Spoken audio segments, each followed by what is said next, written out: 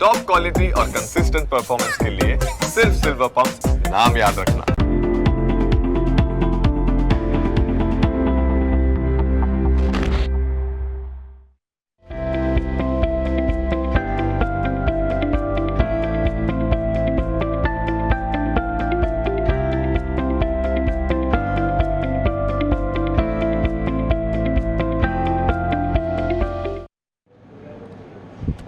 તો સ્વાગત news capital ગુજરાતના આપણે દર્શક મિત્રોનું સ્વાગત કરીએ છીએ. ક્લોઝિંગ કેપિટલમાં આપ સૌનું સ્વાગત છે. હું યશ આપના સાથે. ભારતીય માર્કેટ સોફાર રેન્જમાં રહ્યા બાદ નવા દિવસના ઉચ્ચતમ સ્તરો આપણે બનાવી દીધા છે. એટલે ફાઇનલી જે આપણી ફરિયાદ હતી કે ભાઈ 100 પોઈન્ટની પણ રેન્જ નથી, તો એટલીસ્ટ 100 પોઈન્ટને ઉપર બીજા 10 પોઈન્ટનો બોનસ આપી દીધો.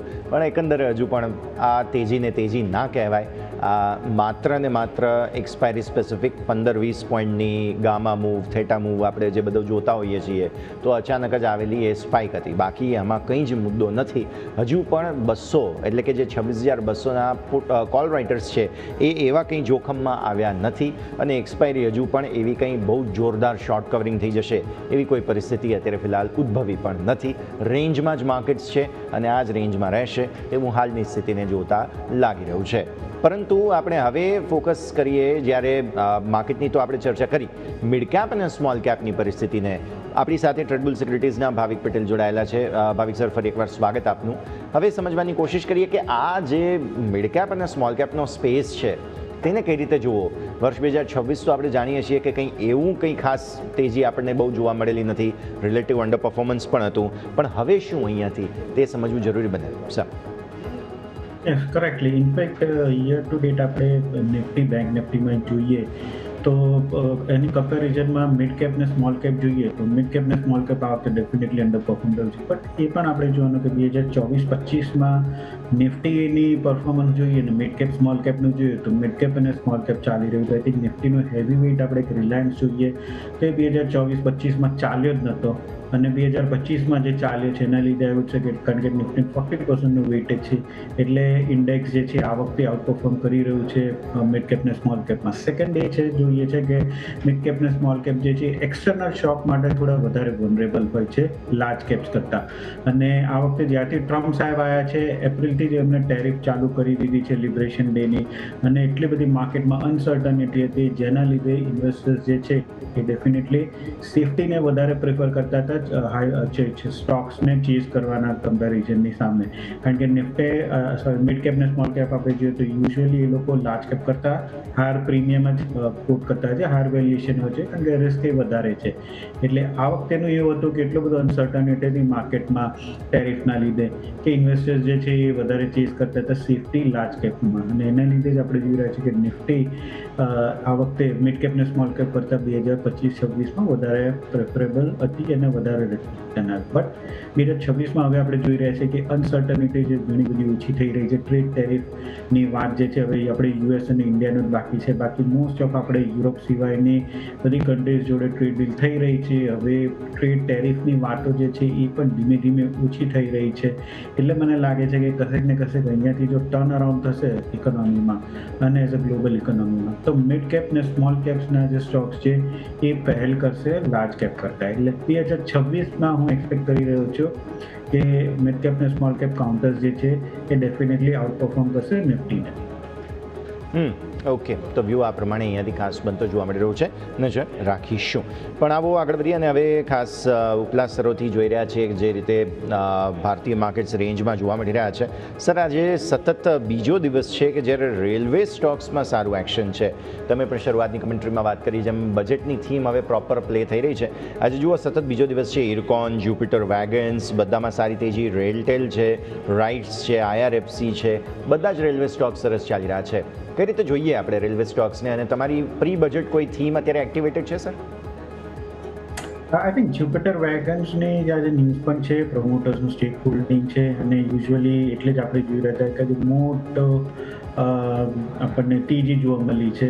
બટ ઓવરઓલ આઈ થિંક આપણે રેલવે સ્ટોક્સના જોઈએ ને તો ગયા બજેટ પછીની અત્યારના બજેટમાં હાર્ડલી કોઈ તેજી આવી છે. ઇનફેક્ટ કન્ટિન્યુઅસ કરેક્ટેડ થઈ રહ્યા છે. એટલે ઓફકોર્સ વેલ્યુએશન પ્રમાણે મને હજી એટ્રેક્ટિવ લાગી રહ્યા છે. હવે અહીંયાથી જો બજેટ આવશે તો એટલે બજેટ પહેલાં થોડીક પ્રી રેલી જરૂરથી જોવા મળશે. મે બી હું બજેટમાં એક્સપેક્ટ નથી કરી રહ્યો કે રેલવેનું કોઈ મોટું કોન્ટ્રીબ્યુશન થાય કે એ લોકોની એલોકેશન વધારે આવી શકે છે. એટલે બટ એની પહેલાંની જ એટલે જાન્યુઆરી ને ફેબ્રુઆરી પહેલાંની આઈ થિંક રેલી જે છે એ મને લાગે છે કે બજેટમાં જોવા મળી શકે છે. તો આવું છે કે મારો ફર્સ્ટ પ્રેફરન્સ રહેશે જુપિટર વેગન્સ, કારણ કે ન્યૂઝ સારા છે. હું એક્સપેક્ટ કરી રહ્યો કે 420 સુધીનો ટાર્ગેટ આમાં આવી શકે છે. અત્યારના 330ની આસપાસ છે. 300ના સ્ટોપ લોસથી 421ની આસપાસ આપણે બાય કરી શકાય છે. અને કોઈ પણ રેલવે સ્ટોક છે એ જાન્યુઆરી મે બી 15-16 પહેલાં સુધીમાં એક રેલી આપણને જરૂરથી જોવા મળશે.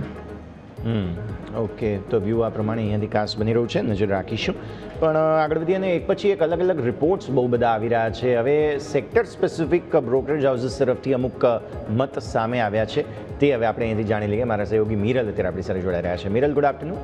Good afternoon yes. અત્યારે ઘણા બધા બ્રોકરેજ હાઉસના રિપોર્ટ આવેલા છે, જેમાં એક રિપોર્ટ આવેલો છે જેમાં એમને નોંધાવ્યું છે કે અત્યારે જે ડેરિવેટિવ જે છે ફેરફાર લાવેલા છે ગવર્મેન્ટ દ્વારા, જેમાં અત્યારે જીરોધા છે, ગ્રો છે, એન્જલ વન જે છે, એમને કઈ રીતે ઇમ્પેક્ટ થયેલી છે એના વિશે અત્યારે ચર્ચામાં રિપોર્ટમાં કરેલી છે. એમાં એમને જણાવ્યું છે કે બ્રોકરેજ હાઉસની જે સ્થિતિસ્થાપકતા જે છે એમાં સ્થિરતા જોવા મળી છે. અને સાથે સાથે એમને એવું પણ કહ્યું છે કે હવે એમને જે ડેરિવેટિવ કોન્ટ્રાક્ટ્સ હતા એની ઉપર નિર્ભરતા ઘટાડી દીધી છે.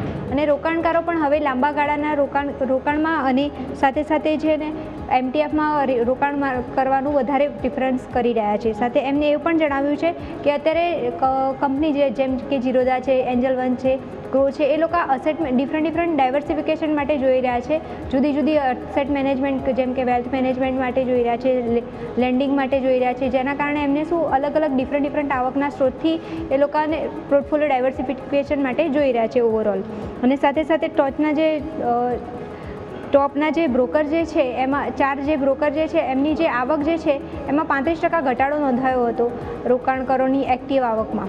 અને સાથે સાથે એમાં જીરોધાનો જે આવક જે Q2 જુલાઈનું જે ક્વાર્ટરનું હતું એમાં પરફોર્મન્સ તમે જોશો ને તેમાં 30% ઘટાડો નોંધાયો હતો. ગ્રોની આવકમાં 9%નો ઘટાડો નોંધાયો હતો અને એન્જલ વનની આવકમાં 12%નો ઘટાડો નોંધાયો હતો. તો ઓવરઓલ એમની આવકમાં પણ ઇમ્પેક્ટ થયેલી છે આ ડિસિઝનના કારણે. અને સાથે સાથે એમને એ પણ કહ્યું છે એ કંપનીના તમે માર્કેટ કેપ જોશો ને એમાં સુધારો જોવા મળ્યો છે. જેમ કે ગ્રો છે, જીરોધા છે, એન્જલ વન છે, બધાની માર્કેટ કેપ જે છે એમાં ઘણો સુધારો નોંધાયો છે. અને સાથે સાથે ગ્રોમાં પણ એવું પણ કહેવામાં આવ્યું છે કે નવી જે એસઆઈપી છે એમાં 45%નો ગ્રોથ જોવા મળ્યો છે. નવા જે એસઆઈપીના ગ્રોથ જે એમાં છે. અને સાથે સાથે અત્યારે જીરોધા જે છે એની અસેટ ક્વોલિટી જે છે એમાં 8,000 કરોડ સુધી પહોંચી ગઈ છે. અને ગ્રોની જે અસેટ ક્વોલિટી છે એ 3,000 કરોડ સુધી પહોંચી ગયેલી છે. તો ઓવરઓલ બંને કંપની માટે સારી વાત છે. અને સાથે એવું પણ કહેવામાં આવ્યું છે કે હવે એ 3 કંપની કઈ રીતે 2026માં પર્સપેક્ટિવ કઈ રીતે રહેશે એમનું. તો એમાં એમને એવું કહ્યું છે કે એન્જલ વન જે છે ઘણા બધા ફેરફાર જોઈ રહી છે, જેના કારણે લોંગ ટર્મ મીન્સ કે 2026 એ કંપની માટે સારું રહી શકે છે. અને સાથે જીરોધામાં પણ કંપની નવા ઓફર્સ અને સાથે સાથે એજ્યુકેશન પ્રોવાઈડ કરી રહી છે રિટેલ રોકાણકારોને, જેના કારણે એમને પણ ગ્રોથ પર્સપેક્ટિવ સારો મળશે 2026માં. અને ગ્રો તરફ નજર કરીએ તો કંપની નવી જુદી સ્ટ્રેટેજી યુઝ કરી રહી છે અને જુદા આવકના સ્ત્રોત શોધી રહી છે, જેના કારણે કંપનીને 2026માં સારો ગ્રોથ મળી શકે છે. તો ઓવરઓલ આ બધી કંપનીઝ માટે આ રીતે રિપોર્ટ અત્યારે બહાર આવી રહ્યો છે. યસ, બિલકુલ. ખૂબ આભાર મિરલ આપનો અમારા સાથે જોડાવા માટે થઈને. તો બધા જ લોકોનું કામ હવે પ્રોડક્ટ્સ એટલી વધી ગઈ છે, કામ વધી ગયું છે. ભાવિક સર, સ્વાભાવિક છે કે હવે ઇક્વિટી માર્કેટ્સ માત્ર એક ઓલ્ટરનેટિવ નથી, ઘણા બધા ઓલ્ટરનેટિવ્સ છે, ETF વગેરે છે. એટલે તમારા લોકોનું કામ પણ એટલું સ્પ્રેડ આઉટ થઈ ચૂક્યું છે. સેક્ટરનું ઓવરવ્યૂ પહેલાં તો, કારણ કે 1.5 વર્ષ આમ જોવા જાવ તો 1.5 વર્ષ ગણવું જ જોઈએ આપણે, પણ થોડો ડિસ્કાઉન્ટ આપીએ તો 1.5 વર્ષ જેવું થયું કે જ્યારથી માર્કેટ સ્ટેગ્નન્સીના પીરિયડમાં છે. અને આવી સ્થિતિમાં અલગ અલગ ઘણી એસેટ ક્લાસને લોકો ટેપ ઇન કરવાની કોશિશ કરે છે, જેમ કે ગોલ્ડ થઈ ગયું, સિલ્વર થઈ ગયું. આવી રીતે બધા અલગ અલગ જે છે તે ખાસ એસેટ ક્લાસ ઉપર અત્યારે ફોકસ લોકોનું આવી રહ્યું છે. એટલે તમારા લોકોને પણ એટલું ડાયવર્સિફિકેશન અહીંયાથી ખાસ કરવું જરૂરી બની ગયું છે. એટલે obviously as a brokerage firm તરીકે પણ અને માર્કેટ પાર્ટિસિપન્ટ તરીકે પણ અત્યારે જે પરિસ્થિતિ બની છે તેને કઈ રીતે સમજવી જોઈએ? Yes, definitely. See, કહેવત જ છે કે you don't put all your eggs in one basket.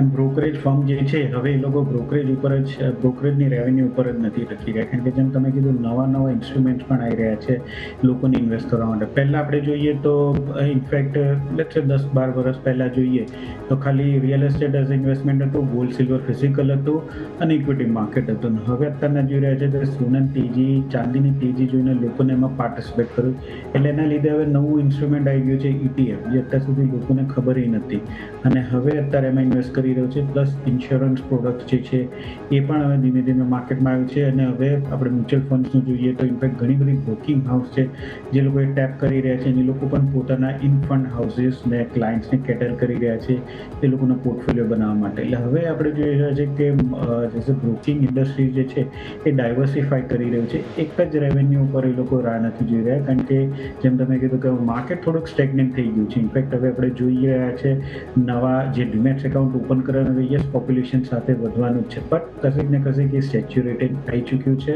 હવે માર્કેટમાં એટલું બધું એન્થુઝિયાઝમ છે નહીં IPOમાં. હવે લોકો ઇક્વિટી સિવાય બીજી પણ એવેન્યુઝ જોઈ રહ્યા છે ઇન્વેસ્ટમેન્ટ કરવા માટે, અને ખાસ કરીને આ ગોલ્ડ ETF કોમોડિટીઝમાં અને સિલ્વર ETFમાં છે. એટલે આગળ જતાં મને લાગે છે કે જે પણ બ્રોકિંગ હાઉસ આ બધું ટેપ કરશે, જેનું સૌથી વધારે ડાયવર્સિફિકેશન હશે, આઈ થિંક એ જ રેલેવન્ટ રહેશે. અને ઓવરઓલ બધા બ્રોકિંગ હાઉસનું જોઈએ તો આઈ થિંક મોતીલાલ ફંડ જે છે MFSL એ મને અહીંયાથી ટેકનિકલી વધારે સારું લાગી રહ્યું છે, કારણ કે લોકોનું પેડિગ્રી સારું છે, લોકો ઓલરેડી વેલ એસ્ટાબ્લિશ છે અને એ લોકો પણ ડાયવર્સિફિકેશન કરવાનું ત્યાંનું સ્ટાર્ટ થઈ ચૂક્યું છે. આ ગ્રો ને ઝીરોધાની જે ઝીરો બ્રોકરેજ ફર્મ્સ જે છે એ હમણાં જ સ્ટાર્ટ કરી રહ્યું છે, અને હવે આપણે જોવાનું છે કે એ લોકોનો કેટલો પોઝિટિવલી થઈ શકે. આઈ થિંક બધી જ મ્યુચ્યુઅલ ફંડ્સ બ્રોકિંગમાં મને MFSL સારી દેખાય છે. 1691ની આસપાસ છે. આઈ વુડ સે કે 1750ના ટાર્ગેટથી બાય કરી શકાય છે, 1640ના સ્ટોપ લોસથી. ક્લિયર. સો આ સંકેતો અહીંયાથી ખાસ બ્રોકરેજ હાઉસીસના ઉપર એક સેક્ટરનું ઓવરવ્યૂ આપણે સાથે સાથે લીધું, નજર રાખીશું. પણ આવો આગળ વધીએ, અને હવે આ સમગ્ર વર્ષ એટલે કે 2025નું વર્ષ સ્પેશિયાલિટી કેમિકલ્સ માટે કેવું રહ્યું? કારણ કે આમ જોવા જાવ તો એવું કહેવામાં આવતું હતું કે ભાઈ સ્પેશિયાલિટી કેમિકલ સરસ ચાલશે, તો એવું 2022, 23, 24માં થયું, પણ 25માં ફાઇનલી થોડો સ્ટેગ્નન્સીનો પિરિયડ આવ્યો ખરા, પણ તેમ છતાંય આ સેક્ટરમાં ઘણા એવા સ્ટોક્સ છે કે જેણે આઉટ પરફોર્મ કરેલું હતું. તો આ સમગ્ર ડેટા પર હવે નજર કરી લઈએ મારા સહયોગી યોમિક પાસેથી. યોમિક, જણાવો. જી બિલકુલ, યસ, તમે જોવો તો 2025માં તો સારું આઉટ પરફોર્મ જોવા મળ્યું છે, પરંતુ અમુક એનાલિસ્ટ માની રહ્યા છે કે હજુ પણ આ સ્પેશિયાલિટી કેમિકલ્સમાં સારી બી તેજી આવનારા સમયમાં જોવા મળી શકે છે. ઓવરઓલ આજે ડેટા ઉપર એક વખત નજર કરીએ તો સ્પેશિયાલિટી કેમિકલ્સમાં તેજીની સંભાવના જોઈ રહ્યા છે, કારણ કે ઓવરઓલ જે આખી ઇકોસિસ્ટમમાં અહીંયાથી તમે જોશો ને તો રોકાણ કરવું અહીંયાથી લાભદાયી રહેશે એવું એનાલિસ્ટોનું માનવું છે. અને સાથે એમનું કહેવું છે કે સેક્ટરના જે 19 સ્ટોક્સ છે ટોટલ, એમાં તમે જોશો તો અપ ટુ 44 એટલે કે 44% સુધીની તેજીની એક સંભાવના તેઓ જોઈ રહ્યા છે. એમનું કહેવું છે કે અહીંયાથી કેમિકલ સેક્ટરમાં ખાસ કરીને પાયાના જે ફેરફારો છે એ જે ઝડપથી થઈ રહ્યા છે, જેના કારણે ઓવરઓલ તમે જોશો તો કેમિકલ સેક્ટરમાં નજીકના સમયમાં જે ચીન ઉપર હાલ જે નિર્ભરતા જે છે ને એ ધીરે ધીરે ઘટતી જોવા મળશે, જે તેના કારણે તેઓ પોઝિટિવલી એમનું કહેવું છે કે ચીનનું જે ડમ્પિંગ ઓછું થતાં સીધો લાભ જે સ્થાનિક કંપનીઓ છે એમની પાસે અહીંથી મળશે. અને એમનું કહેવું છે કે કંપનીનો જે કાચો જે માલ જે વપરાતો હોય છે એના ઉપર બનાવવા પર ખાસ કરીને અહીંથી એટલે કે સ્થાનિકમાં ઘરેલું કંપનીઓ બનાવે એના ઉપર અહીંથી ફોકસ ધીરે ધીરે વધારવામાં આવી રહ્યો છે. અને એમનું કહેવું છે કે ભવિષ્યમાં આ સેક્ટરને હજુ પણ સારો એવો ફાયદો આવનારા દિવસોમાં મળવાનો છે. અને કેમિકલ સેક્ટરમાં જે રોકાણ કરવું અહીંયાથી આવનારા સમયમાં પણ એક હિતાવહ ઓપ્શન છે, એટલે કે એક ઓપ્શન તરીકે તેઓ કેમિકલ સ્પેશિયાલિટી કેમિકલ કે જેને સારું માની રહ્યા છે. એમનું કહેવું એ પણ છે કે સેક્ટર પ્રાઇસ સેન્સિટિવ પણ અહીંયા હાલ જોવા મળી રહ્યું છે, અને એ જ કારણથી તેઓ ખાસ કરીને સ્પેશિયાલિટી કેમિકલ્સને 44% સુધીની તેજી આવનારા દિવસોમાં ઓવરઓલ સ્ટોક સ્પેસિફિક જોવા મળે એવી અહીંયાથી તેઓ ધારણા કરી રહ્યા છે. યસ, ઓકે, ખૂબ ખૂબ આભાર યોમિક આપનો અમારા સાથે જોડાવા માટે થઈને. તો આ સેક્ટરમાં આઉટ પરફોર્મન્સની અપેક્ષા અત્યારે ફિલહાલ રાખવામાં આવી રહી છે, અને રિપોર્ટ જે આવ્યો તે પ્રમાણે અત્યારે ફિલહાલ જુઓ તો 19 સ્ટોક્સ છે કે જેમાં 0 થી 44% સુધીની તેજી અત્યારે ફિલહાલ સંભવ જોવા મળી રહી છે. ચીનથી થતી આયાત પરની નિર્ભરતા ઘટી જશે અને ડમ્પિંગ ઓછું થશે, જેને સ્થાનિક કંપનીઓને લાભ મળે તેવી શક્યતા છે. સ્પેશિયાલિટી કેમિકલ્સમાં તમને કોઈ સ્ટોક પસંદ, ભાવિક સર, અત્યારે ફિલહાલ?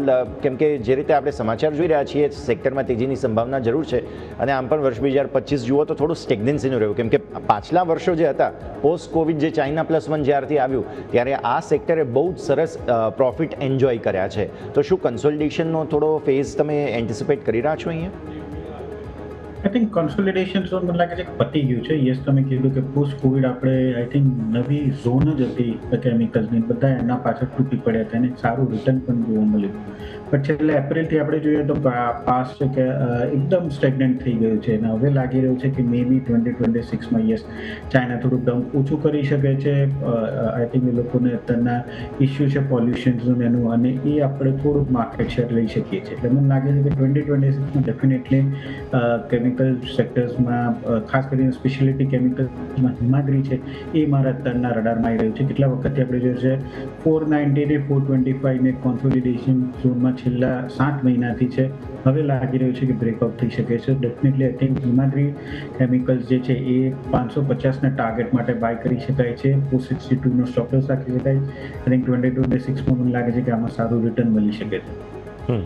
ઓકે, તો આ છે સ્પેશિયાલિટી કેમિકલ્સનું આ સમગ્ર સેક્ટર કે જેનું ધ્યાન પર રાખીએ. મીનવાઇલ જુઓ માર્કેટ ઉપલા સરોથી ફરી એકવાર ફટાફટ વેચવાલી આવી, જે સ્પષ્ટપણે કહે છે કે માર્કેટને 26,200 અથવા તો કહો 26,190 ઉપર ટકવામાં બિલકુલ મન નથી, અને એટલા માટે જ 26,200ના કોલ રાઇટર્સ ફરી એકવાર જે છે તે ટ્રાય બેક કર્યું, અને એટલા માટે હવે અહીંયા લાગે છે કે ઓલમોસ્ટ પરિસ્થિતિ આ જ રહેશે. મે બી કદાચ ઘટાડો આવે, પરંતુ રિકવરીના કોઈ પ્રયત્ન તો અત્યારે માર્કેટ કરે તેવી બિલકુલ શક્યતા જોવા નથી મળી રહી. પણ સ્ટોક સ્પેસિફિક આગળ વધીએ. આજે ગયા કાઉન્ટર્સ કે જેમાં પ્રોફિટ બુકિંગ જોવા મળેલું છે, જેમાં એક સ્ટોક મારે ડિસ્કસ કરવો છે, તે છે લેટન્ટ વ્યૂ. લેટન્ટ વ્યૂ 0.4% આસપાસનો ઘટાડો સ્ટોકમાં છે. 458ના લો બન્યા. ભાવિક સર, ઇન્ટ્રાડે ચાર્ટ્સમાં લોથી ઉપર જરૂર આવે છે સ્ટોક, કોઈ હોપ્સ ખરા સર અહીંયા? હજી પણ મને લાગે છે કે આ 450 અને 436 સુધીનું જે સપોર્ટ છે આઈ રીટેસ્ટ કરી શકે છે. ઓલરેડી આપણે ડબલ ટોપ બનાવી દીધી છે આમાં 474ની આસપાસ. મને લાગે છે કે એટલીસ્ટ ઇન્ટરમીડિયેટ શોર્ટ ટર્મ ટોપ બની ચૂકી છે. અહીંયાથી જે કરેક્શન છે હજી ઓર કન્ટિન્યુ થઈ શકે છે. એવું છે કે 450 થી 436 વચ્ચેની રેન્જ માટે વેઇટ કરો, ત્યાંથી એકવાર ડેફિનેટલી બાય બની શકે છે. પણ હાલ અત્યારના એવું છે કે વેઇટ ફોર કરેક્શન, હજી અહીંયાથી કરેક્શન એક્સપેક્ટેડ છે ડાઉન સાઇડમાં. ઓકે, તો વ્યૂ આ પ્રમાણે અહીંયાથી કાસ બનતો જોવા મળી રહ્યો છે. આજે પ્રોફિટ બુકિંગનો સંકેત છે, નજર રાખવાની રહેશે. આગળ વધીએ. એક કાઉન્ટર સર આજે કેમ્પસ મારા ધ્યાન પર આવી રહ્યો છે. કેમ્પસ એક્ટિવ વેર 2% આસપાસનું પ્રોફિટ બુકિંગ બેઝિકલી અહીંયા જોવા મળ્યું, અને 256ના અહીંયા કંઈક લો બન્યા છે. યર એન્ડર પ્રોફિટ બુકિંગ છે, કઈ રીતે જોઈએ? કોઈ નેગેટિવિટી અહીંયા? કેમ કે આમ તો કન્ઝમ્પશનની સ્ટોરી થોડી સ્ટ્રોંગ જ છે, બટ ક્લિયરલી અહીંયા પ્રોફિટ બુકિંગ જોવા મળ્યું આજે આપણને. કેમ્પસ આપણે કેટલા વખતથી જોઈ રહ્યા છે કે આ સ્ટોકમાં લગાતાર અંડર પરફોર્મ કરી રહ્યું છે. આઈ થિંક વાટાને એની કમ્પેરિઝનમાં જોયું તો મને લાગે છે કે આ સ્ટોક હજી પણ થોડુંક નેગેટિવ દેખાઈ રહ્યું છે. યસ, ઓવરસોલ્ડમાં ડેફિનેટલી છે, પણ અહીંયાથી એવું કોઈ સ્ક્રીમ નથી કરી રહ્યો કે અહીંયાથી બાય કરવું, કે અહીંયાથી એવું મને ટેકનિકલી પણ દેખાઈ નથી રહ્યો કે એક બોટમ બની ચૂક્યું છે અને અહીંયાથી રિવર્સલ છે. આવું છે કે આ સ્ટોક આગળ જતાં પણ મને લાગે છે કે અંડર પરફોર્મન્સ રહેશે, એટલીસ્ટ ફૂટવેરમાં. તો ઇગ્નોર કરવાની જે રિકમેન્ડેશન છે આમાં મને નથી લાગતું કે હાલ અત્યારે તેજી આવી શકે છે. ઓવરઓલ જો 240ની આસપાસ આવે છે તો may be on base of valuation હું રિકમેન્ડ કરું બાય, બટ હાલ અત્યારના એવોર્ડની જ રિકમેન્ડેશન છે. ઓકે, તો આ છે કેમ્પસ એક્ટિવ વેર, નજર અહીંયા રાખવાની રહેશે. મિડ કેપ સ્મોલ કેપ આપણે ઓલરેડી ચર્ચા કરી. સ્મોલ કેપ સરસ આઉટ પરફોર્મ કર્યું છે. જો માર્કેટ ઉપલા સ્તરોથી ભલે થોડું રિવર્સલ બતાવે, પણ સ્મોલ કેપમાં સારું બાઇંગ આવ્યું છે, જેના કારણે થઈને અત્યારે તમે જુઓ ને તો ડેફિનેટલી ઉપલા સ્તરોથી થોડું પ્રોફિટ બુકિંગ અગેન અહીંયા પણ છે, પણ યસ ફોકસ જરૂર બની રહ્યું છે. અમુક સ્મોલ કેપ સ્ટોક્સ મારે પ્રોફિટ બુકિંગવાળા પહેલાં તો ડિસ્કસ કરવાના છે અહીંયાથી ખાસ, જેમાં એક કાર્ટરેડ ડિસ્કસ કરી લઈએ આપણે. કાર્ટરેડમાં સર આજે હેવી પ્રોફિટ બુકિંગ છે. આમ પણ લિસ્ટિંગથી લઈને અત્યાર સુધી જબરદસ્ત એક્શન રહ્યું છે આ સ્ટોકમાં. કાર્ટરેડમાં આજે 0.5%ની વેચવાલી છે. કઈ રીતે જોયો સર સ્ટોક?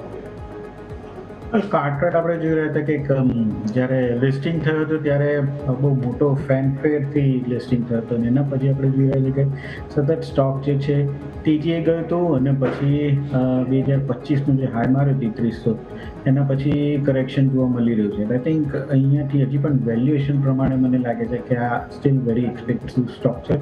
હું કમ્ફર્ટેબલ નથી અહીંયાથી બાઇંગ રિકમેન્ડેશન માટે. મે બી જે અહીંયાથી 2500ની આસપાસ આવે છે તો ડેફિનેટલી હું બાય કરવાની રેકમેન્ડેશન આપીશ.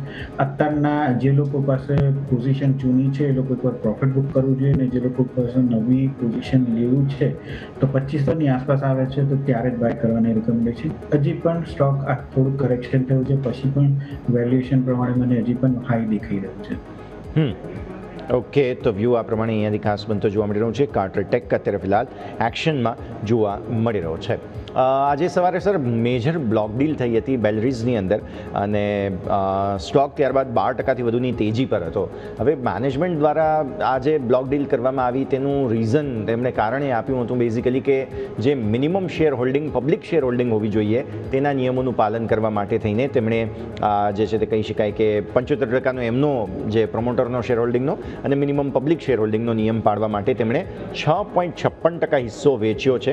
સુમેદ ટૂલ્સ જે પ્રમોટર છે તેમણે હિસ્સો વેચ્યો છે બ્લોક ડીલ્સમાં, અને તેમણે સાથે સાથે એમ પણ કહ્યું છે કે હવે પ્રમોટર્સનો સ્ટેક સેલ જે છે તે મેનેજમેન્ટના અંદર કોઈ પણ પરિવર્તન નહીં લાવે, એટલે આ જે છે તેમ જ રહેશે, બસ માત્ર નિયમોનું પાલન કરવા માટે તેમણે અહીંયાથી ખાસ વેચવાલી કરી છે. સ્ટોક 12% ઉપર હતો, અત્યારે ફિલહાલ 6-6.5% આસપાસની તેજી જરૂર જોવા મળી રહી છે. હજુ પણ ચાર્ટ્સ આજે બ્લોક ડીલ પૂરી થઈ ત્યારબાદ કેવા લાગી રહ્યા છે સર તમને?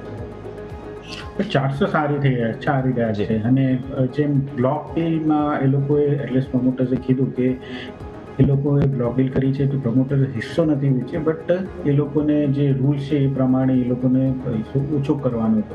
તો અગેન એ ડેફિનેટલી સારું છે. પ્લસ કોઈ બ્લોક ડીલના લીધે મેનેજમેન્ટનો ચેન્જ થવાનો નથી કે મેનેજમેન્ટના ડિસિઝન્સમાં ચેન્જ થતા. મને લાગે છે કે આ સ્ટોક હજી પણ 175-177 સુધીની આપણને અપસાઇડ જોવા મળી શકે છે. ડેફિનેટલી 1 થી 2 દિવસ માટે બાયની રેકમેન્ડેશન આપીશ. આજના લો જે 162 છે એ સ્ટોપ લોસ તરીકે 172 થી 175 એટલે ફ્રાઈડે સુધીમાં we can expect upside. Buy કરી શકાય છે 160ના સ્ટોપ લોસથી. ઓકે, ક્લિયરલી તો આ એક્શન અહીંયાથી ખાસ બનતું જોવા મળી રહ્યું છે, નજર રાખવાની રહેશે. સર વધુ એક સ્મોલ કેપ સ્ટોક આજે રિયલ એસ્ટેટમાંથી છે પૂર્વાંકરા. જબરદસ્ત તેજી જોવા મળી છે. સવારે જ સારી મજબૂતી સાથે ઓપન થયો હતો, પછી 10%ને પાર નીકળ્યો, અત્યારે 16%ની ઉપરની તેજી જોવા મળી રહી છે. સારું એક્શન. તમે જુઓ રિયલ એસ્ટેટનું સેક્ટરિયલ ઇન્ડેક્સ સર અહીંયા એટલું સરસ સપોર્ટ નથી, સરસ તેજી નથી, પરંતુ આ સ્ટોક છે કે જે પોતાના સેક્ટરને આઉટપરફોર્મ કરીને આજે સારી તેજી બતાવી રહ્યો છે. વેલ એકચ્યુઅલી એઝ અ સેક્ટર હું જોઈએ તો રિયલ એસ્ટેટ સેક્ટરમાં હજી પણ થોડુંક લેગડ જ લાગી રહ્યું છે, કારણ કે એટલું બધું ડિસ્પોઝેબલ ઇન્કમ છે નહીં, અને હજી પણ આપણું ઇન્ટરેસ્ટ રેટ જોઈએ તો સ્લાઇટ હાઈ છે. EMI ને હોમ લોન્સ છે એ પણ હજી એટલી બધી આઈ વુડ સે કે એફોર્ડેબલ નથી થઈ, એટલે અહીંયાથી real estate sector as a હું થોડુંક બેરીશ છું 2026માં. પણ તમે જે કીધું છે પૂર્વંકરાને, એમાં આજે આપણને ડેફિનેટલી તેજી જરૂરથી જોવા મળી છે, બટ જો સેક્ટર નથી ચાલવાનો તો ઓવરઓલ સ્ટોક પણ બહુ વધારે આઉટપરફોર્મ થવાનું લાગતું નથી. અને આમાં આપણે જોઈ રહ્યા છીએ કે 2025 પછી સતત 2026માં આ સ્ટોકમાં કરેક્શન જ જોવા મળ્યું છે. આઈ વુડ સે કે આ સ્ટોક હજી પણ એવોઇડ કરવું જોઈએ. As a sector I would say કે થોડુંક એવોઇડ કરવું જોઈએ. હજી પણ મને લાગે છે કે 2026નો બેરીશ થીમ જે છે એ કન્ટિન્યુ રહી શકે છે. ઓકે, તો વ્યૂ આ પ્રમાણે અહીંયાથી ખાસ બનતો જોવા મળી રહ્યું છે, નજર રાખવાની રહેશે. આવો આગળ વધીએ. અન્ય સ્ટોક્સ કે બેઝિકલી જેમાં કંઈક નવા જૂની થઈ છે તેમાંથી એક જીપીટી ઇન્ફ્રા પ્રોજેક્ટ્સ પર નજર કરો સર. અહીંયા તેઓ એક પ્રોજેક્ટ જે NHAIનો પ્રોજેક્ટ છે તેના માટે લોએસ્ટ બિડર તરીકે સામે આવ્યા હતા. 670 કરોડ રૂપિયાનો પ્રોજેક્ટ મળ્યો છે, જેના માટે તેઓ L1 બિડર તરીકે સામે આવ્યા, અને આ સમાચાર બાદ 6%થી વધુની તેજી જે છે તે આપણને ખાસ જોવા મળી હતી. GPT infra projects sir stock કેવું લાગે તમને? જીપીટી ઇન્ફ્રા યસ, સ્ટોક સારું લાગી રહ્યું છે. ઇન્ફ્રા પ્રોજેક્ટનું ન્યૂઝ જે છે એ પણ સારા દેખાઈ રહ્યા છે, અને આપણે સ્ટોક સત્તાના જોઈ રહ્યા છે કે ઓલરેડી સારું એવું કરેક્શન થઈ ગયું છે, ડબલ બોટમ બની ચૂક્યું છે, અને હવે અહીંયાથી લાગી રહ્યું છે કે એટલીસ્ટ 120 થી 122 સુધીનો લેવલ છે જોવા મળી શકે છે. લાસ્ટ 6 મહિનામાં ઓલરેડી 10%નું કરેક્શન જોવા મળ્યું છે, એટલે અહીંયાથી હવે હું એક્સપેક્ટ કરી રહ્યો છું કે 122 સુધીનો આપણને ટાર્ગેટ જોવા મળી શકે છે. અગેન સ્ટોપ લોસ જે છે 103નો રાખી શકાય છે, 11ની આસપાસ ચાલી રહ્યું છે, તો આમાં 103ના સ્ટોપ લોસથી બાય કરી શકાય છે 120ના ટાર્ગેટ માટે. ઓકે, તો વ્યૂ આ પ્રમાણે અહીંયાથી જીપીટી ઇન્ફ્રા પ્રોજેક્ટ સારું એક્શન આજે જોવા મળ્યું હતું, નજર રાખવાની રહેશે. આગળ વધીએ અને હવે રિસેન્ટલી લિસ્ટેડ અમુક સ્ટોક્સ છે જેમાં આજે થોડો પ્રોફિટ બુકિંગ બધામાં જોવા મળ્યું હતું, જેમ કે મીશો છે, પછી તમે ફિઝિક્સવાલા જુઓ, બધા જ રિસેન્ટલી લિસ્ટેડ સ્ટોક્સમાં થોડું પ્રોફિટ બુકિંગ હતું. પણ નેક્સ્ટ સ્ટોક સર મારે અહીંયાથી ચર્ચા કરવી છે તે છે ગ્રેન્યુઅલ્સ ઇન્ડિયા. ગ્રેન્યુઅલ્સ ઇન્ડિયા પર નજર કરો તમે, આજે સ્ટોકની અંદર જે છે તે મેજર એક્શન જોવા મળ્યું. બોર્ડ દ્વારા ફંડ રેઝ કરવાને મંજૂરી મળી છે 1462 કરોડ રૂપિયા આસપાસ. તેઓ વોરંટ્સ ઇસ્યુ કરી રહ્યા છે 585 રૂપિયા પર વોરંટના હિસાબે, અને 300 કરોડ રૂપિયા પ્રેફરન્શિયલ ઇસ્યુથી પણ તેઓ અહીંયાથી ખાસ રેઝ કરી રહ્યા છે. સ્ટોક એક વખત જો આપણે નજર કરી લઈએ ગ્રેન્યુઅલ્સ, તો અત્યારે જોવા મળશે એક્શન ભરપૂર જે છે તે અહીંયા રહેતું જોવા મળી રહ્યું છે. સ્ટોક યસ 2.5% મજબૂતી, અત્યારે ડેઝ હાઈને નજીક છે 612 આસપાસ. ગ્રેન્યુઅલ્સ સર કઈ રીતે જુઓ? વેલ, એક બીજું પણ પોઝિટિવ છે કે એ લોકોને યુએસ એફડીએનું એપ્રુવલ પણ મળ્યું છે ADHD ડ્રગ્સ માટે, જેનું માર્કેટ સાઇઝ 172 મિલિયન છે. તો કે આ ન્યૂઝ ઉપર પણ આપણે તેજી જોઈ રહ્યા છે. અને ઓવરઓલ જે 624નું હર્ડલ છે જે 2024માં જોવા મળ્યું હતું, આઈ થિંક એ બ્રેક કરી શકે છે. તો ઓવરઓલ આમાં ચાર્ટ સેટઅપ બહુ જ સારો દેખાઈ રહ્યો છે. છેલ્લું કોન્સોલિડેશન ઝોન જે 586નું હતું એ બ્રેક કર્યું છે. હવે નેક્સ્ટ ટાર્ગેટ 625 અને 630 સુધીનો લાગી રહ્યો છે, અને સ્ટોપ લોસ 586નો રાખી શકાય છે.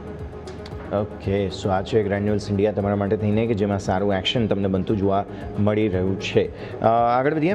એક દિલ્હી સરકાર દ્વારા જે એક્સાઇઝ પોલિસી ચેન્જ કરવામાં આવી તેને કારણે યુનાઇટેડ સ્પિરિટ્સ આ સ્ટોકમાં પણ આજે દિવસમાં શરૂઆતમાં 1.5%ની તેજી હતી, પરંતુ પછી થોડું પ્રોફિટ બુકિંગ આવી ગયું છે. ઓબ્વિયસલી 31 ડિસેમ્બર નજીક છે એટલે આ બધા જ કાઉન્ટર્સની અંદર કંઈક ને કંઈક એક્શન જરૂર રહેતું જોવા મળે. આમ પણ આજે ગિફ્ટ સિટીના પણ અમુક સમાચારો હતા કે અહીંયા પણ આલ્કોહોલ કન્ઝમ્પશન વગેરેને થોડા રૂલ્સ રિલેક્સ કરવામાં આવ્યા છે. સેક્ટર સર ઓવરઓલ કન્ઝમ્પશનની સ્ટોરીમાં આવે છે, પણ કઈ રીતે જોવું જોઈએ યુનાઇટેડ સ્પિરિટ્સને, તમે કઈ રીતે જુઓ છો સર? યુનાઇટેડ સ્પિરિટ્સની એક સાયકલ જ હોય છે કે જેવો ફેસ્ટિવલ સિઝનમાં આપણે જોઈએ છે કે ડિમાન્ડ વધતી હોય છે અને પછી ડિમાન્ડ જોઈએ છે લેકલસ્ટર થઈ જાય છે. સેમ વે પ્રાઇસમાં પણ જોઈએ તો ઉપર જાય છે, નીચે જાય છે. હાલ અત્યારના થોડુંક ઉપર લાગી રહ્યું છે.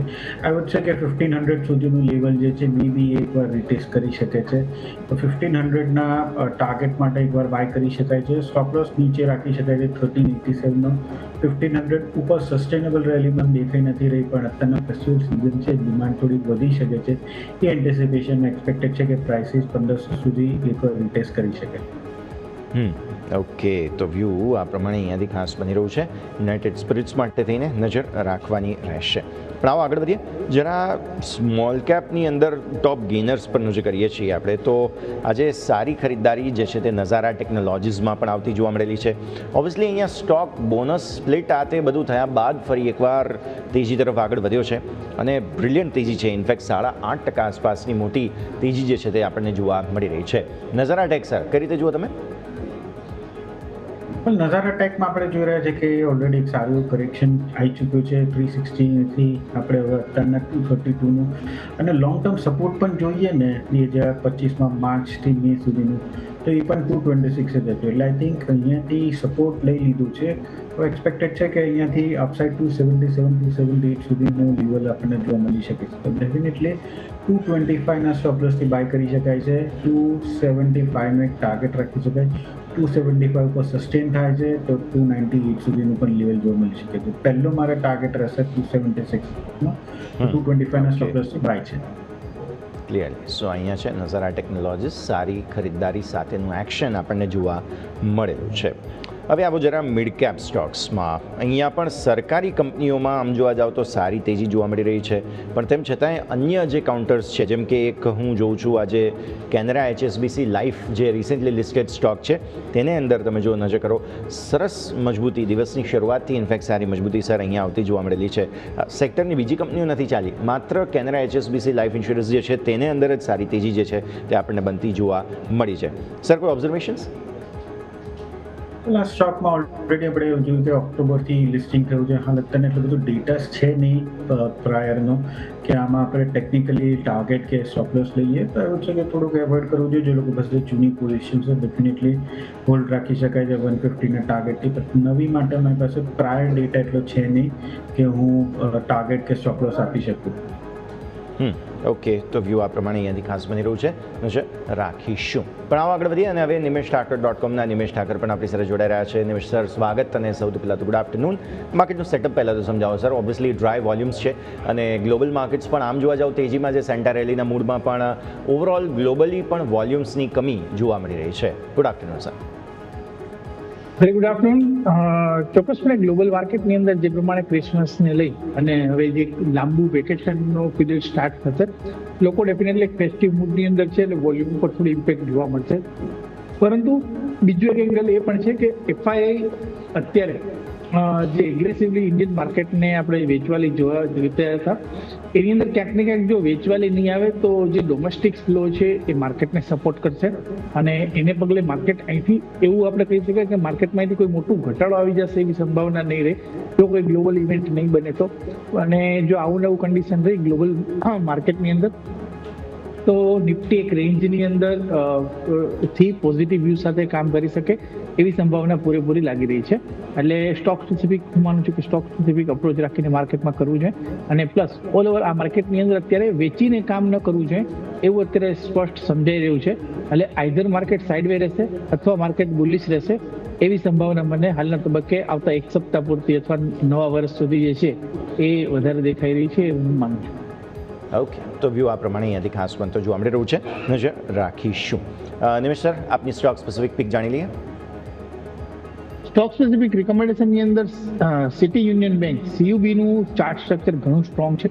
આજે સ્ટોકે ઓલ ટાઈમ હાઈની સપાટી ક્રોસ કરી છે અને એની પહેલાં તમે જુઓ તો એક સાઇડવે રેન્જ જે હતી કે જે 285ના લેવલથી સ્ટોક 2 થી 3 વખત પાછો આવ્યો હતો એ લેવલ ઉપર અત્યારે નીકળ્યો છે. હું માનું છું કે સિટી યુનિયન બેંકની અંદર જે પ્રમાણે અત્યારે બેન્કિંગ સ્ટોક ચાલી રહ્યા છે અને બેંક નિફ્ટી પરફોર્મ કરી રહી છે, સિટી યુનિયન બેંકે ઘણું જ આઉટ પરફોર્મ કર્યું છે. એક સ્ટ્રોંગ સેટઅપ છે, મોમેન્ટમને પ્લે કરવા માટે ડેફિનેટલી કરી શકાય. એટલે સિટી યુનિયન બેંકની અંદર કરંટ લેવલે ખરીદી કરવાની સલાહ છે. નીચેની તરફ સ્ટોપ લોસ 280 પાસે રાખવાનો રહેશે અને ઉપરની તરફ હું માનું છું કે 305-310 રૂપિયા સુધીનું લક્ષ્યાંક શોર્ટ ટર્મની અંદર આવી શકે એવી પોસિબિલિટી દેખાઈ રહી છે. ઓકે, તો વ્યૂ આ પ્રમાણે અહીંયાથી ખાસ બનતો જોવા મળી રહ્યું છે નજર રાખીશું. આવો જરા હવે સ્ટોક સ્પેસિફિક ફરી એકવાર ચર્ચા આપણી યથાવત રાખીએ જેની અંદર અત્યારે લાર્જ કેપ પહેલાં તો મિડ કેપના થોડા ટોપ લૂઝર્સ પર નજર કરીએ.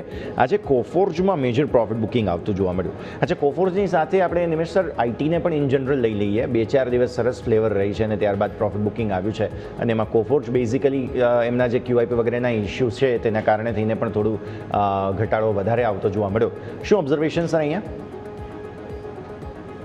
ઓલ ઓવર આઈટી યસ, આપણે લાસ્ટ વીક પણ ચર્ચા થઈ હતી કે આઈટી સેક્ટર વેલ્યુએશન ઘણા આકર્ષક છે અને પર્ટિક્યુલરલી જે પ્રમાણે અત્યારે યુએસ માર્કેટની અંદર ઇન્ટરેસ્ટ રેટ ઘટવાની શરૂઆત થઈ ગઈ છે, હું માનું છું કે Indian IT sector point of વ્યૂથી ડેફિનેટલી એક ડિસ્ક્રિશનરી પોઈન્ટ ઓફ વ્યૂથી એક પોઝિટિવ ઇમ્પેક્ટ આવશે અને આઈટી સેક્ટરની અંદર કોઈ પણ જાતનો ઘટાડો આવે છે તો બાઇંગ કરીને ચાલી શકાય medium to long point of વ્યૂથી.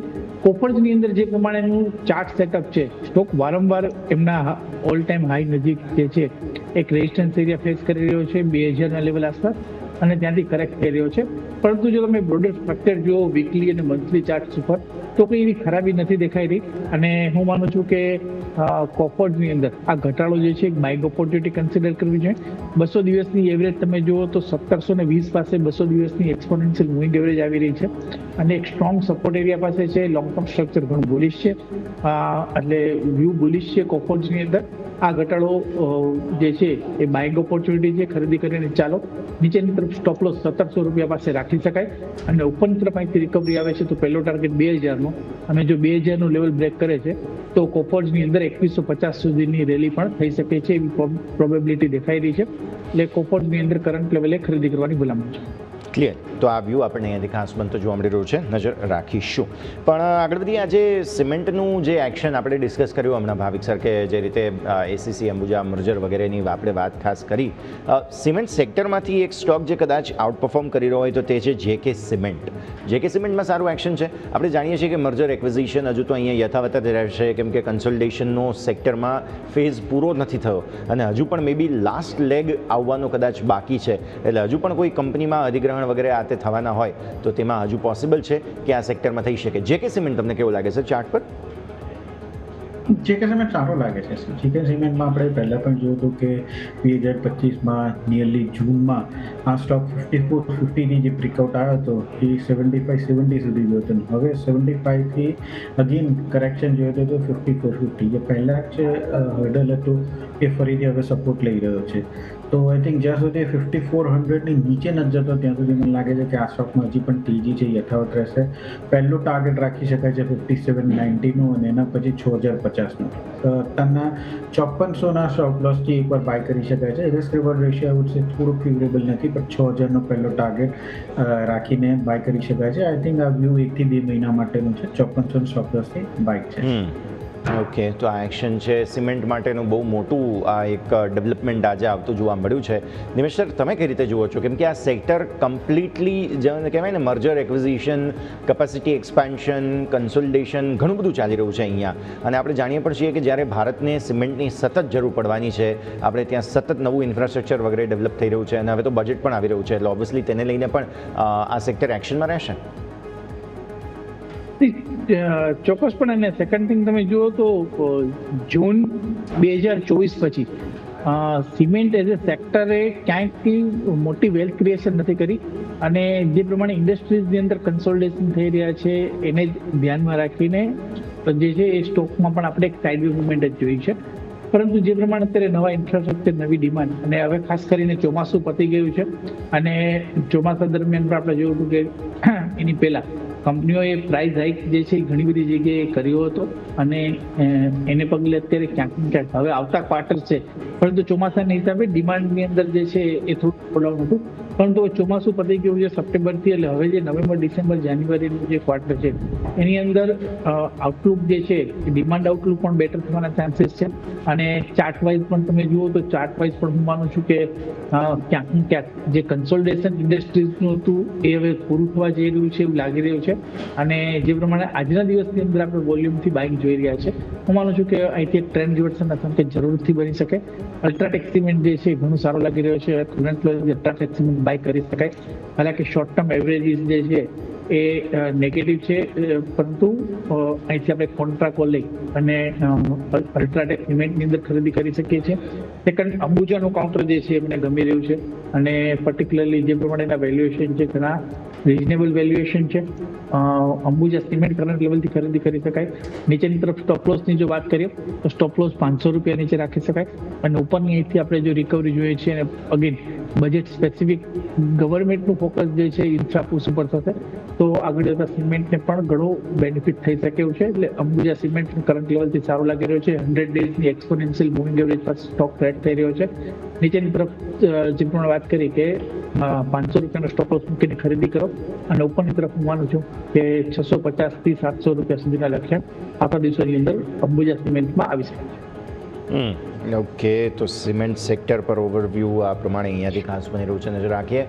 પણ Nimish sir, recently listed stock Meesho, વેલ્યુએશન્સની ચિંતાઓ હવે થવા લાગી અચાનક. પહેલાં તો તેજી હતી ત્યારે કોઈને ચિંતા નહોતી થતી, હવે 23% સ્ટોક ઘટી ગયો છે 3 દિવસમાં, અને હવે ચિંતા આવી રહી છે વેલ્યુએશનની. ફરી એકવાર યાદ આવી જાય પેટીએમ ને આ તે બધા સ્ટોક્સ કે જે લિસ્ટિંગ બાદ ચાલ્યા અને પછી જબરદસ્ત વેચવાલી આવી.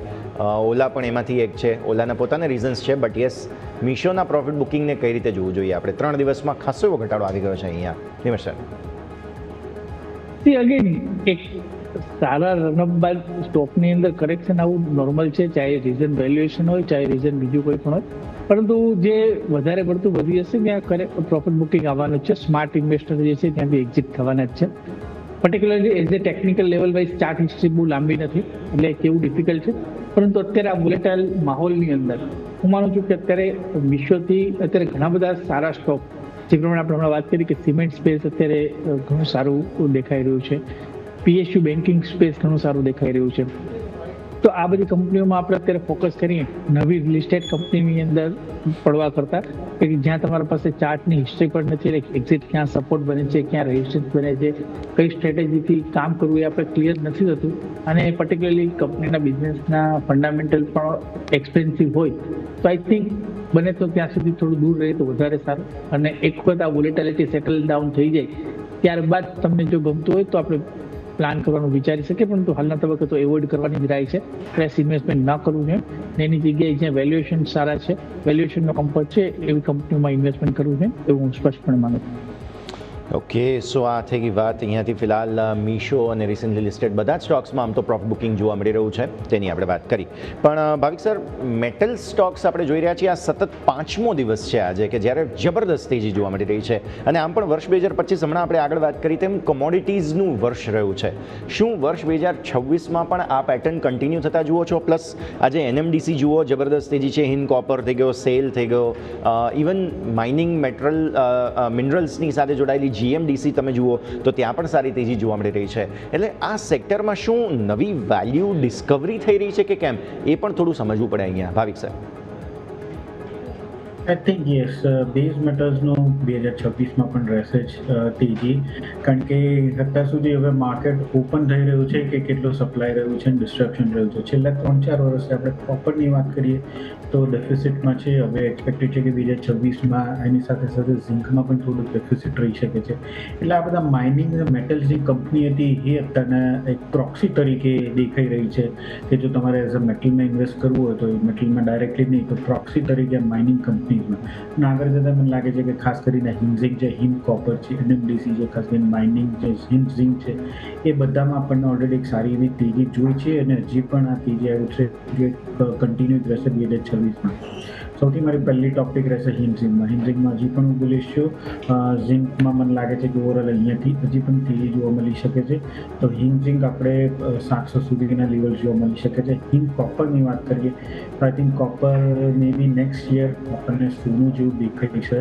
એટલે હિન્દ કોપરમાં પણ મને લાગે છે કે 450 થી 480 સુધીના લેવલ્સ છે એ નેક્સ્ટ 3-4 મહિનામાં જોવા મળી શકે છે. તો હિન્દ કોપર, વેદાંત તો ઓલરેડી આપણે જોઈ તેજી. આઈ થિંક એક સારું 2026માં proxy mining company, metals company મને લાગે છે કે રિટર્ન આપશે. ઓકે, તો વ્યૂ આ પ્રમાણે અહીંયાથી ખાસ બનતો જોવા મળી રહ્યું છે, નજર રાખીશું. આવો, ભારતીય માર્કેટ ધીરે ધીરે હવે ક્લોઝિંગ તરફ આગળ વધી રહ્યા છે. એક્સપાયરી તો સોફા રેન્જમાં જઈ રહી છે, એટલે કંઈ નવા જૂની ત્યાં આપણને નથી. થોડા લાર્જ કેપ સ્ટોક્સની વાત કરીએ, જેમાં આજે એક સ્ટોક સરપ્રાઇઝ આપી રહ્યો છે, તે છે PFC. અને સાથે સાથે ઓબ્વિયસલી PFCની વાત થતી હોય એટલે REC ફ્રી ડિસ્કાઉન્ટમાં આવે છે, તો બંનેની વાત કરી લઈએ અહીંયાથી નિમેશ સર. સરકારી સ્ટોક્સ અને એમાં પણ એનર્જી સાથે જોડાયેલા આ બંને ફાઇનાન્સ, આ તે બધાના મેજર સ્ટોક ગણી શકાય અને કોન્સ્ટન્ટ અંડર પરફોર્મ કર્યું છે સર 2025માં. 2026 માટે અપેક્ષાઓ રાખીએ, કેમ કે આપણે જાણીએ છીએ, જુઓ, એક ડેટા સેન્ટર માટે પણ પાવર, એનર્જી વગેરેની વધારે જરૂર પડે છે. AI રિલેટેડ જેટલા પણ ડેવલપમેન્ટ્સ છે તેના માટે પણ એનર્જીની વધુ જરૂર પડવાની છે. આવી પરિસ્થિતિમાં મને એવું લાગે છે કદાચ PFC, REC આવનારા દિવસોમાં હવે સારું પરફોર્મ કરવા માટેની તૈયારીઓ મે બી કરી રહ્યા છે. નિમેશ સર, ચોક્કસપણે તમે જે લોજિક સમજાવ્યા 2023માં એ જ લોજિકથી સ્ટોકની અંદર એક રેલી જોઈ હતી, 2024માં પણ એ જ લોજિકથી સ્ટોકની અંદર રેલી જોઈ હતી. અને વેલ્યુએશન વાઇઝ જે છે એ ઘણા એક્સપેન્સિવ થઈ ગયા હતા. બટ ઓબ્વિયસ છે વેલ્યુએશન એડજસ્ટમેન્ટ જે છે થવાનું જ છે. અને ઉપરથી આપણે જોયું કે જે કરેક્શન આવ્યું છે ત્યારબાદ ઓલમોસ્ટ 50% સુધીનું કરેક્શન આવી ગયું છે. હું માનું છું કે અગેન આ લેવલ ઉપર એક વેલ્યુ બાઇંગ જે છે એ થઈ રહ્યું છે. વેલ્યુએશન હવે કમ્ફર્ટ લેવલ ઉપર આવી ગયા છે માર્કેટના. અને બજેટને લઈ અને સરકાર દ્વારા એગ્રેસિવ કેપેક્સ અને પાવરની જે કંઈ પણ અત્યારે આપણે જે ન્યુક્લિયર માટેની પણ અત્યારે ગવર્મેન્ટ પગલાં લઈ રહી છે, એનાથી આગળ જતા જે છે એ ડેફિનેટલી આ કંપનીઓને બેનિફિટ થશે. અને એને પગલે આપણે જોઈ રહ્યા છીએ કે એક નવી એનર્જી જે છે માર્કેટમાં જોવા મળી છે. હું માનું છું કે હજુ પણ સરકારી કંપનીઓ કરંટ લેવલથી ઘણું સારું કરી શકે એવી સંભાવના દેખાઈ રહી છે. બજેટને ધ્યાનમાં રાખીને ડેલી ચાર્ટ્સ ઉપર અને વીકલી ચાર્ટ્સ ઉપર ટ્રેન્ડ રિવર્સલ પેટર્ન પણ બની છે. અને વીકલી ચાર્ટ્સ ઉપર તમે જુઓ તો 201ની એક્સપોનેન્શિયલ મૂવિંગ એવરેજ ઉપર REC એ ટ્રેન્ડ રિવર્સલના સંકેત આપ્યા છે. એટલે ચોક્કસપણે વ્યૂ અહીંથી બુલિશ છે RECની અંદર. અને હું માનું છું કે શોર્ટ ટર્મની અંદર 370 અને 370 ઉપર નીકળતા સ્ટોકમાં 400 રૂપિયા સુધીના લક્ષ્યાંક આવી શકે એવી સંભાવના દેખાઈ રહી છે. એટલે ચોક્કસપણે કરંટ લેવલે ખરીદી કરીને ચાલુ છે સ્ટોકની અંદર. નીચેની તરફ સ્ટોપ લોસ રાખવો હોય તો 340 પાસે રાખી શકાય. અને ઉપર તરફ 370ના પહેલા ટાર્ગેટ, 370 બાદ 400 રૂપિયા સુધીના બીજા ટાર્ગેટ જોવા મળી શકે છે RECની અંદર એવી સંભાવના મને લાગી રહી છે.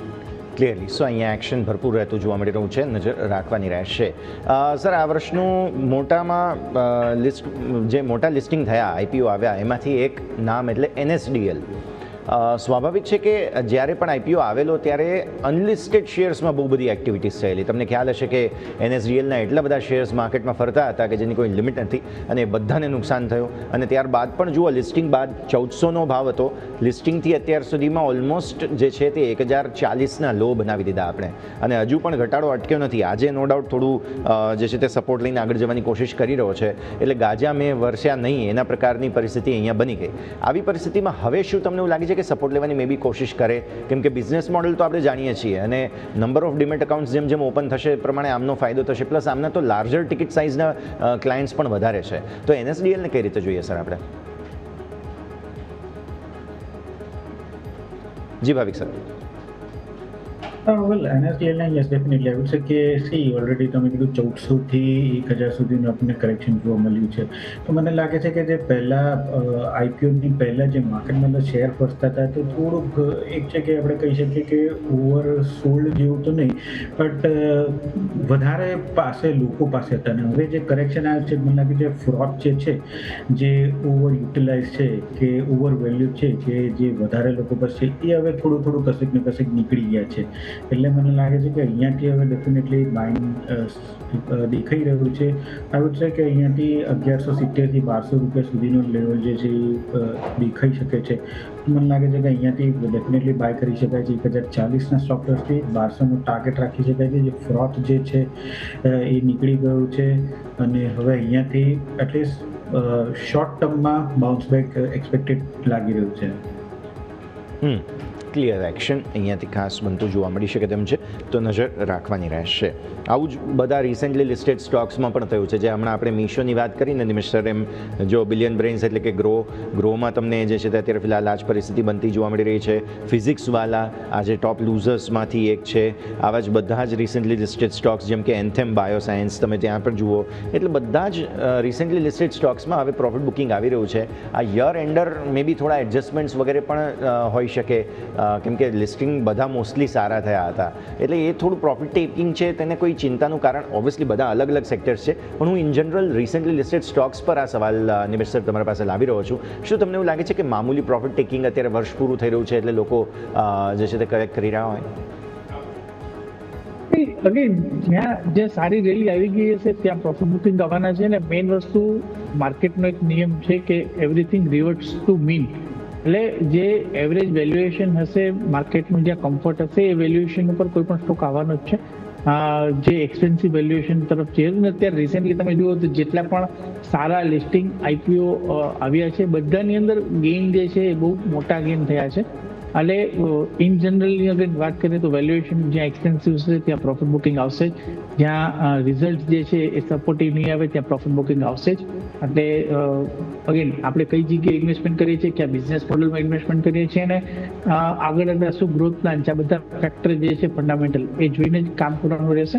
પરંતુ અગેન કોશિશ શું છે, જ્યાં ઓવર વેલ્યુએશન છે અને માર્કેટની અંદર અત્યારે ક્લિયર પિક્ચર છે કે આજ તમે જુઓ તો માર્કેટ અત્યારે ઓલમોસ્ટ 2 પોઈન્ટ નિફ્ટી પ્લસ છે કે 3 પોઈન્ટ નિફ્ટી પ્લસ છે. પરંતુ સ્ટોક સ્પેસિફિક જ્યાં વેલ્યુએશનના કમ્ફર્ટ છે ત્યાં અત્યારે 5-6% અપસાઇડ મુવમેન્ટ આપણે જોઈ રહ્યા છીએ, અને 5% ડાઉનસાઇડ પણ ઘણા બધા સ્ટોકની અંદર જોઈ રહ્યા છીએ. તો ક્લિયર માર્કેટનું સિગ્નલ અત્યારે એ જ છે કે ઓલ ટાઈમ હાઈ નજીક બ્રોડ બેઝ રેલી માર્કેટમાં નથી આવવાની. અને જ્યાં વેલ્યુએશનનો કમ્ફર્ટ છે, જ્યાં બિઝનેસ મોડલ સ્ટ્રોંગ છે અને જ્યાં અર્નિંગ ગ્રોથ દેખાઈ રહ્યો છે માર્કેટને, એવા જ સ્ટોક માર્કેટની અંદર આગળ વધશે. બાકી બધા સ્ટોક ઇન જનરલ આગળ નહીં વધે. એટલે સ્ટોક સ્પેસિફિક સ્ટોક સિલેક્શન જે છે એ માર્કેટની અંદર ઘણું અનિવાર્ય બની જાય છે આ માર્કેટમાં. ઓકે, તો વ્યૂ આ પ્રમાણે અહીંયાથી ખાસ બની રહ્યું છે, નજર રાખીશું. વર્ષ 2025 પૂરું કરી રહ્યા છીએ તો સ્વાભાવિક છે કે વર્ષ 2025ની મોટી ઘટનાઓ પર નજર આવે, અને એમાંથી એક છે એવિએશન સેક્ટર.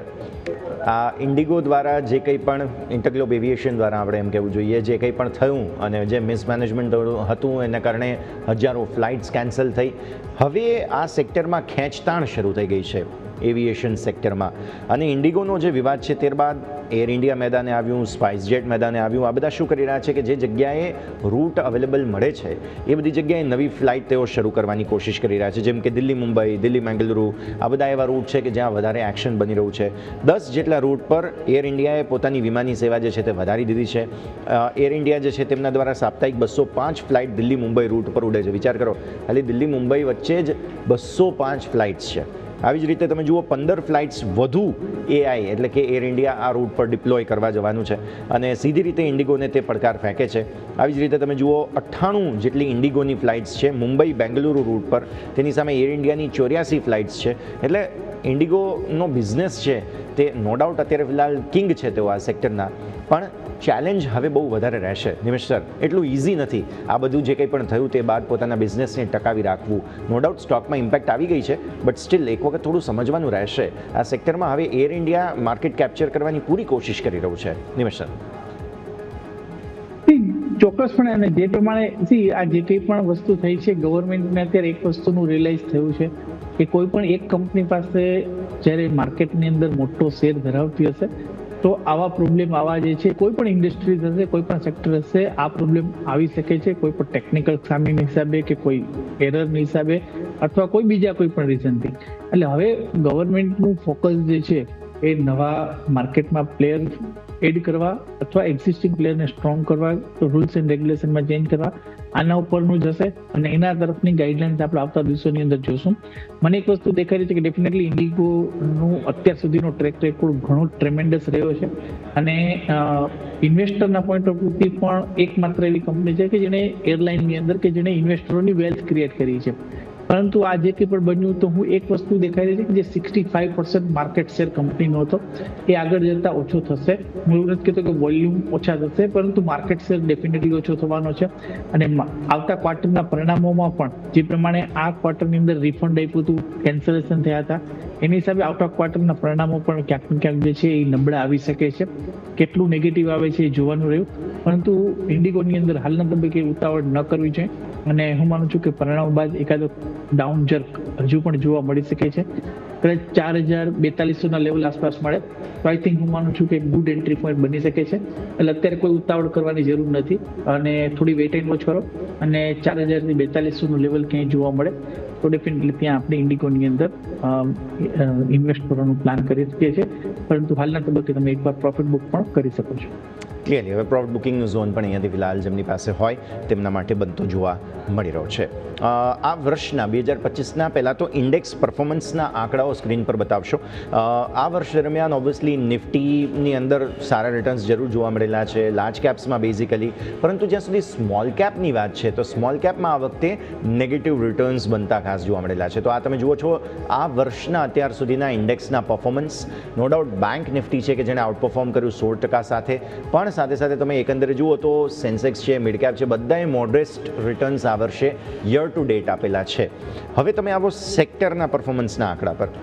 સેક્ટરના પરફોર્મન્સના આંકડા તમે જોશો તો તમને જોવા મળશે ત્યાં અત્યારે ફિલહાલ જે ગેઇનિંગ સેક્ટર્સ છે તેમાં સરકારી બેંક છે, ઓટો છે, મેટલ છે, ફિન નિફ્ટી અને પ્રાઇવેટ બેંક્સ જોવા મળે છે.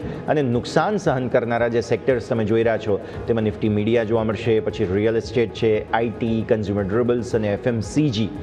એટલે સૌથી વધુ વેચવાલી જ્યાં જોવા મળેલી છે તે છે નિફ્ટી મીડિયા સેક્ટર અને બીજી તરફ સૌથી વધુ ખરીદદારી જોવા મળેલી છે તે છે નિફ્ટી PSU બેંક સેક્ટર. ભાવિક સર, પહેલાં નિફ્ટી મીડિયાની વાત કરી લઈએ. આ સેક્ટોરિયલ ઇન્ડેક્સ કેવો લાગે તમને? સતત પિટાઈ થયેલી છે આ સેક્ટરમાં, સતત વેચવાલી અને ખાસ તો PVR જે ડિજિટલ સ્ટ્રીમિંગ આ તે બધું થયું તેને કારણે થઈને નિફ્ટી મીડિયામાં સૌથી વધુ ટોપ લૂઝર તરીકે કદાચ PVR છે. અને ત્યારબાદ તમે જુઓ તો નેટવર્ક 18 વગેરે સ્ટોક્સ છે કે જેની અંદર પણ મેજર વેચવાલી આપણને જોવા મળી છે. યસ, ઇનફેક્ટ સ્ટ્રીમિંગ છે એના લીધે જે મલ્ટીપ્લેક્સ જે છે એ લોકોનો બિઝનેસ ઘણો બધો હિટ થયો છે અને હવે લોકો ટેવાઈ ગયા છે પોસ્ટ કોવિડથી ઓનલાઈન જોવાનું, અને એના લીધે તમને જે ફૂટફોલ છે ડેફિનેટલી 2023-24થી અત્યારે જોઈએ તો ફૂટફોલ થોડો ઇન્ક્રીઝ થયો છે. બટ જે સેક્ટર પર જે માર્જિન પ્રેશર બનેલા છે એ બનેલા જ છે ઓવરઓલ. એટલે અહીંયાથી મીડિયા સેક્ટરમાં મને બહુ મોટી તેજી નથી દેખાતી. સેકન્ડ, આપણે ડિજિટલ મીડિયા પછી જે મીડિયા હાઉસીસ જોઈએ તો મીડિયા હાઉસીસમાં પણ યુઝ્યુઅલી હોય છે કે જ્યારે ઇલેક્શન ટાઈમ હોય છે ત્યારે એડવર્ટાઇઝમેન્ટની રેવન્યુ વધારે હોય છે, વ્યુઅરશિપ વધારે હોય છે. હાલ અત્યારના એવી કોઈ આ વર્ષે આપણે જોઈએ કે બહુ મોટી એટલી આગળ જતાં એક્સપેક્ટેડ નથી કે કોઈ I think major event politically event થાય. એટલે હું એક્સપેક્ટ કરી રહ્યો છું કે મીડિયા ડેફિનેટલી 2026માં લેગડ રહેશે. I am not very bullish on media sector. May be અહીંયાથી ડેટ કેન બાઉન્સ ડેફિનેટલી જોવા મળી શકે છે. બટ અગેન કોઈ અહીંયાથી વેલ્થ ક્રિએશન મીડિયા સ્ટોક્સમાં થાય એવું મને અત્યારે દેખાઈ નથી રહ્યું. ઓકે, તો આ છે ઓવરઓલ સેક્ટરની વાત કે જેને ધ્યાન પર રાખીશું, પણ આ સાથે જ સમય થઈ ગયો છે રજા લેવાનો. નિમેશ સર, જેટલી આપણે ચર્ચા કરી આપના સ્ટાન્ડર્ડ ડિસ્ક્લોઝર્સ. જે કંઈ પણ સ્ટોકની ચર્ચા કરી છે, પર્સનલી મારો કોઈ સ્ટોક હોલ્ડિંગ નથી. ક્લાયન્ટ એડવાઇસ આપેલી હોઈ શકે છે ને ક્લાયન્ટની પોઝિશન જે તે સ્ટોકમાં હોઈ શકે છે. દર્શક મિત્રોને વિનંતી કે કોઈ પણ જાતનો ટ્રેડ લેતા પહેલા ફાઇનાન્શિયલ એડવાઇઝરનો અચૂક સંપર્ક કરે. આ શું મોબાઈલ આ બદલ આપનો ખૂબ ખૂબ આભાર.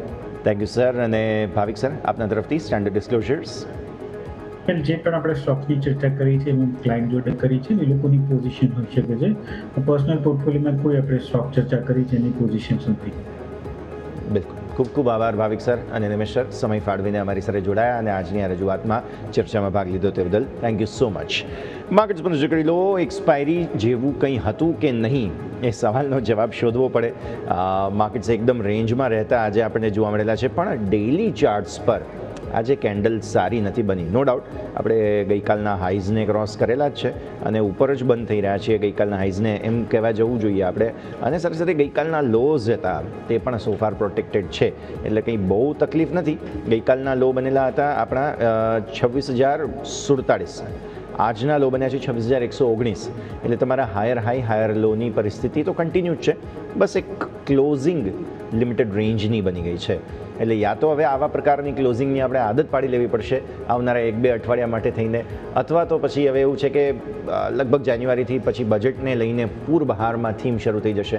આમ પણ અત્યારે થઈ જ ગઈ છે. સરકારી કંપનીઓમાં જુઓ, રેલવેમાં, ડિફેન્સમાં ખરીદારી એટલે જ આવી રહી છે, પણ માર્કેટમાં રેન્જ નથી સોફાર. બેંક ચાલે તો આઈટી ના ચાલે, આઈટી ચાલે તો બેંક ના ચાલે, એવું અત્યારે ફિલહાલ થઈ રહ્યું છે. તો માર્કેટ દિશા નક્કી કરી શકી રહ્યું નથી તેવું અત્યારે ફિલહાલ આપણને સમજમાં આવે છે. તો આ સાથે જ દર્શક મિત્રો, આજના ક્લોઝિંગ કેપિટલમાં હાલ બસ આટલું જ. મને યશના આપશે રજા. આગળના તમામ અપડેટ્સ માટે આપ ન્યૂઝ કેપિટલ નેટવર્ક સાથે સતત જોડાયેલા રહો.